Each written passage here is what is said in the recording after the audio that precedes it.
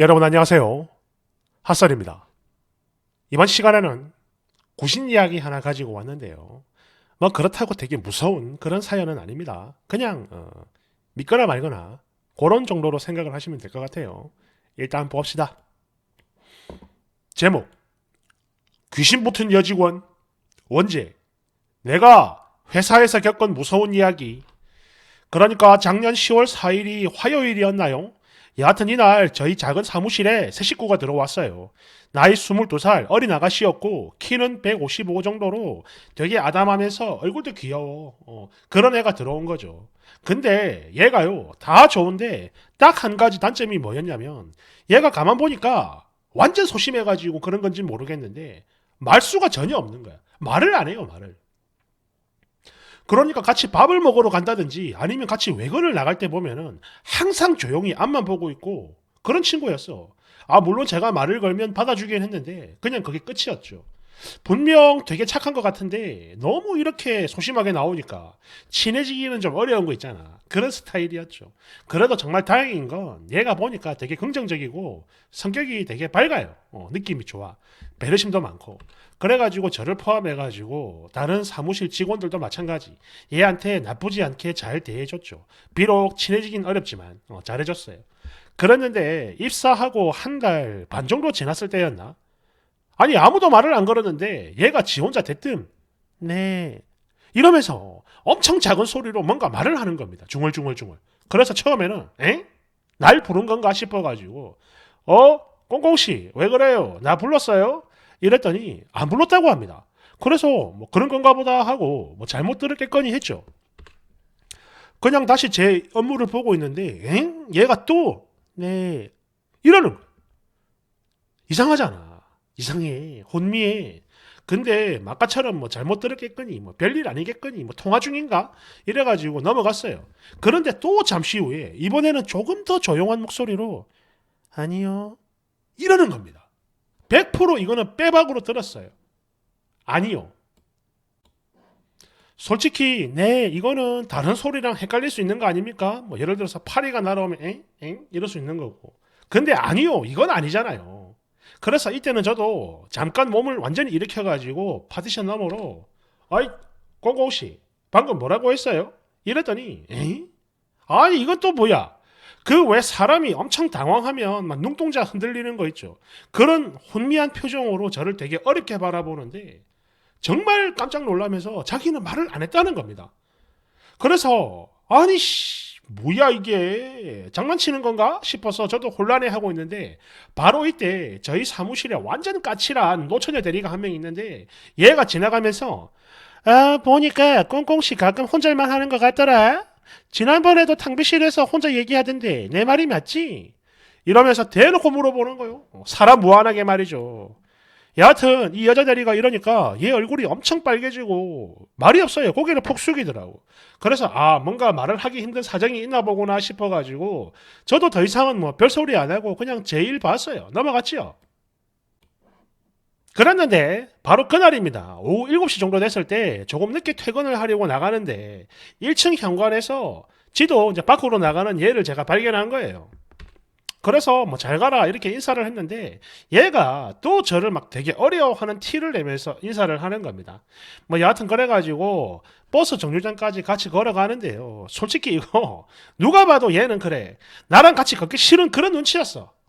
하지만 나도 내 버스 타러 집에 가야 되는 집에 가려면 버스 타야 되는데 굳이 얘를 피해갈 이유가 없잖아요. 또 그렇게까지 내가 맞춰줘야 할 이유도 없고 그래서 그냥 같이 걸어갔죠. 근데 거의 다 도착했을 즈음에 얘가 갑자기 저 사실은요 제가요 딱 이러는데 그래 드디어 올 것이 와버렸구만 싶었죠. 내가 잘못 들은 게 아니었구나. 지가 혼잣말을 하는 이유가 분명히 있구나. 이런 기대감이 생겼어요. 여하튼 그래가지고 얼굴을 쳐다보니까 얘가 잠시 뜸을 들이나 싶더니 대뜸 실은요 가끔씩 어떤 할머니가 저한테 말을 거시는데요. 제가 대답을 안 하면 소리를 빽 지르셔서요. 헐 이런 미친 뭐? 누가 말을 걸어? 솔직히 말이죠. 저는 귀신 같은 거 안 믿는 사람이지만 얘 평소 스타일이나 그리고 말하는 그 분위기로 봐서는 일단 거짓말은 아니다 이런 판단이 들었고 막 소름이 돋으면서 도망가고 싶었어요. 그러니까 왜 그러냐면 지금까지 얘가 되게 참하고 조용했던 그 모습이 머릿속에서 막 음습하고 침울한 것으로 교체가 되니까 무서운 거지. 그러니까 이 순간은 저는요 귀신이다 이런 게 아니고 와이씨 이거 정신병자 아니요? 이런 느낌이랄까? 랄랄랄랄.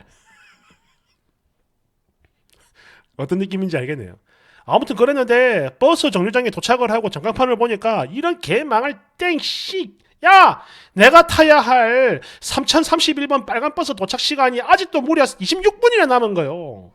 한마디로 나는 버스 정류장에 갇혀가지고 꼼짝도 못하고 얘랑 30분 가까이 앉아 있어야 할 그런 팔자가 나온 겁니다. 어? 여기서 내가 그냥 가버리면 얘 바보 되는 거잖아. 가지도 못해요. 그리고 정말 괴랄했던 건 평소에 말을 아예 안 했으면서 이 순간부터는 원래 나랑 되게 말을 터놓고 지내는 그런 사이인 것처럼 입이 뻥 뚫리나 싶더니 말을 멈추질 않아. 묻지도 않았는데 지가 계속 얘기를 하는 거야. 여하튼 얘가 하는 말을 대충 추리면 이렇습니다. 본인이 아주 어렸을 때 부모님이랑 무학재에서 살았다는데 거기서 자기 오빠들이랑 앉아가지고 스케이트보드를 타고 비탈길을 미끄러져 내려가는 그런 장난을 자주 쳤다고 합니다.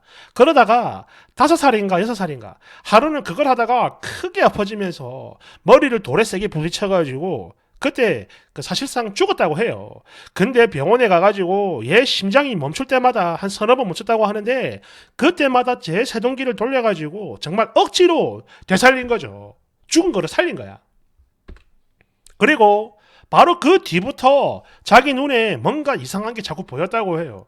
하루는 유치원 소풍 갔을 때 어떤 연못을 지나가는데 연못 속에서 사람 머리털 같은 시커먼 털뭉치 같은 게 몇 개가 둥둥둥둥 떠다니는 걸 보고 얘가 저게 뭐야 해서 갔는데 이게 물가 쪽으로 스물스물 기어오더랍니다. 그래서 무서워가지고 도망을 쳤고 또 언젠가는 2m도 넘는 자기 집 그 담장 밖에서 어떤 여자가 지나가는데 키가 진짜 오지게 커가지고 마당 안에서 밖을 보는데도 그 여자 허리까지 다 보였다고 해요. 덜덜덜덜. 이거 그거 아닙니까? 팔째 귀신. 또 밤에 화장실 간다고 나가면은 마당 한가운데 어떤 어린애가 웅크리고 있는 게 보이기도 하고. 여하튼 이거 하나하나 전부 다 무섭고 고통이었지만 여기서 제일 사람을 미치게 하는 건 이것들이 그냥 보이기만 하는 게 아니고 본인 가족 흉내를 내는 것들이라고 합니다. 그런 경우가 제일 무서웠대요. 분명 집에 엄마가 있었고 이런저런 대화를 하고 있었는데 조금 있다가 엄마가 대문을 열고 들어오더랍니다. 그렇게 진짜 엄마가 나타나니까 자기랑 대화를 하던 존재가 사라졌대요. 또 하루는 오빠가 자기 방에 들어가는 걸 분명히 눈으로 봤는데 알고 보니 그 시간에 오빠는 학교에 있었다는 거지. 이래가지고 애가 막 무섭다고 막 결국 기절도 하고 뭐 발작까지 하니까 부모님은 또 살릴 거라고 온 천지 병원을 다 데리고 다녔지만 병명이 안 나오더랍니다.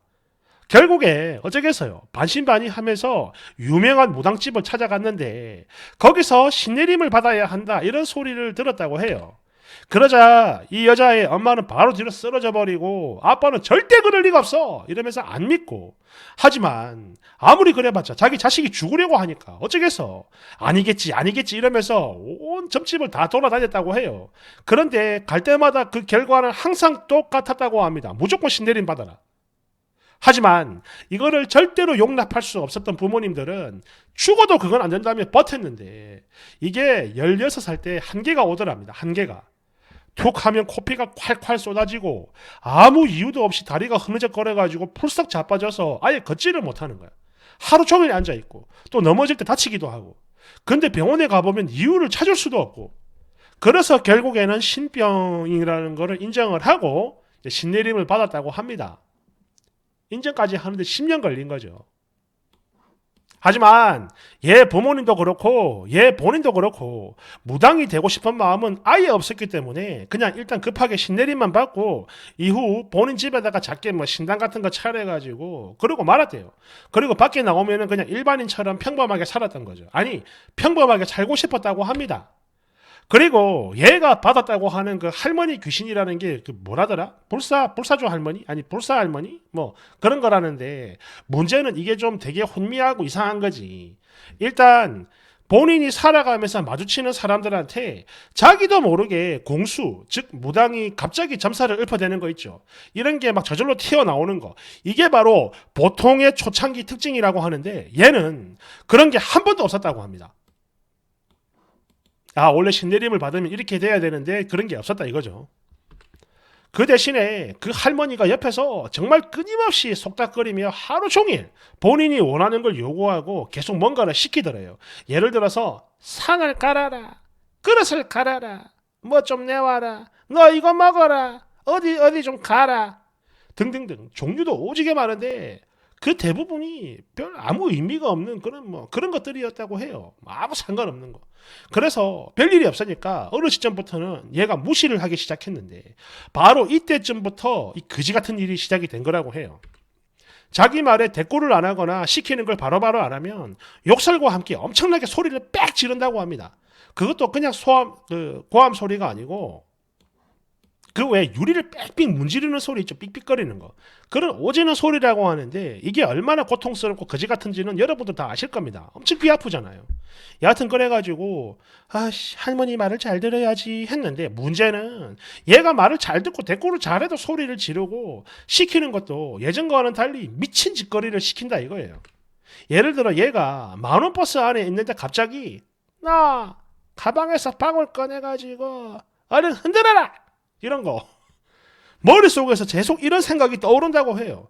근데 말이죠. 사람이 미치지 않고서야 만원 버스 안에서 이걸 누가 합니까? 당연히 안 하죠. 하지만 이걸 안 하잖아요. 그럼 할매가 거기서 바로 소리를 빽 지른다고 합니다. 야 이 썩을려나 내 말 안 들리냐 이렇게. 그리고 쪽팔려가지고 얘가 대답을 못 하잖아요. 그러면은 잠시 조용히 있다가 완전 기습적으로 야 이렇게 비명을 지른다고 해요. 그러면 얘는 또 깜짝 놀랄 거 아니야. 그러면 본인도 모르게 뭐, 네, 이렇게 대답도 하고 몸소리를 치는데, 그러면 또 주변 사람들이 이걸 보고, 이게 뭐야, 이거 미친 거 아니야? 이러면서 이상한 눈으로 보는 거죠. 그래서 안 되겠다 싶어가지고 그 뒤에 출퇴근길에는 그 귀신 할머니가 기습적으로 말을 걸어오는 걸 대비해가지고 일부러 이어폰 꽂고 막 손으로 만지면서 타고 다녔다고 해요. 즉 남들에게는 통화를 하는 것처럼 보이게 하려고 위장을 한 거지. 그리고 바로 이게 문제야. 버스는 이게 되잖아. 버스에서는. 근데 회사에서는 이걸 못 하잖아요. 그래서 사회생활 시작 후에 봉변을 많이 당했다고 합니다. 예전 회사에서 1년 넘게 일하다가 고통당하고 나왔대요. 그래가지고 어쩔 때는 마음 정말 독하게 먹고 할매가 소리를 질러도 안 놀란 척 버티기도 해봤는데 그렇게 하니까 이 할매도 방법을 바꾸더랍니다. 양귀에 막 번갈아 가면서 소리를 지르고 나중에 막 대놓고 너 죽인다 이렇게 협박도 하고 엄마 아빠 다 죽인다고. 그리고 이 부분이 진짜 무섭고 소름 끼치는 게 이 할매의 분노가 어느 수준 이상으로 올라가잖아요. 그러면은 그 순간부터는 할매가 아니고 남자의 목소리가 나온답니다. 그러니까 예를 들어서 야 이 썩을려라 이게 아니고 야 이러는데 이게 할매의 목소리가 아니고 남자 목소리인 거지. 그리고 이거는 뭐 믿거나 말거나 뭐 그런 건데요. 나는 안 믿어. 안 믿는데 이게 욕을 하고 죽인다 이렇게 해도 무시를 해봤더니 물리력을 행사하더랍니다. 하루는 높은 계단에서 발목을 잡아가지고 낚아챘다고 해요. 다행히 난간을 잡아가지고 넘어지진 않는데 만약 자빠졌으면 진짜 큰일 나는 거지. 두 번 죽는 거예요. 여하튼 그래가지고 얘도 진짜 너무 무서워서 자기 신내림을 해줬던 그 옛날 신엄마 내림굿을 해준 그 선배 무당이죠. 그 사람이랑 신할머니 신엄마의 신엄마 두 사람을 다 찾아갔는데 이 사람들은 아무 문제 없다. 네 정성이 부족하다. 막 이러면서 되레 얘한테 뭐라고 했었다고 해요. 그래가지고 하루는 엄마한테 막 울고불고 지난 1년 동안 벌어진 그 거지 같은 일을 싹 다 털어놓고 아마 부모님 걱정하니까 괜찮다 이렇게 했었나 봅니다. 그래가지고 다른 용한 무당집을 찾아갔다고 해요. 근데 거기는 남자 무당이야. 박수지. 그리고 얘가 들어가니까 물어보지도 않았는데 보자마자 이 박수 무당이 바로 하는 말. 야! 너! 이랬다고 하는데 무슨 이야기를 했는지는 잠시 후 2부에서 이어가도록 하겠습니다.